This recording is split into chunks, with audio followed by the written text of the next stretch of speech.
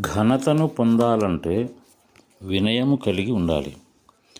భరద్వాజ పక్షి యొక్క గూడు క్రిందుగా నేలకు దగ్గరలోనే ఉంటుంది. కానీ ఆ పక్షి ఎంత ఎత్తునకి ఎగురుతుందో చూడండి. మిట్ట నేల వ్యవసాయానికి పనికిరాదు. అందుకు కావలసిన నీరు నిలబడేటందుకు పల్లపు నేలయే కావలేను. అలాగే గర్వం చేత మిడిసిపడు హృదయము సాధనకు పనికిరాదు. పండ్ల చేత భారవంతమైన చెట్లు ఎప్పుడూ వంగి ఉంటాయి. నీవు గొప్పవాడివి కావాలంటే పైన చెప్పబడిన చెట్లలాగా అణకువ కలిగి ఉండాలి.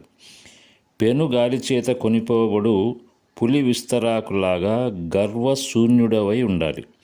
కాబట్టి సాధకునికి గర్వం ఏమాత్రమూ పనికిరాదు.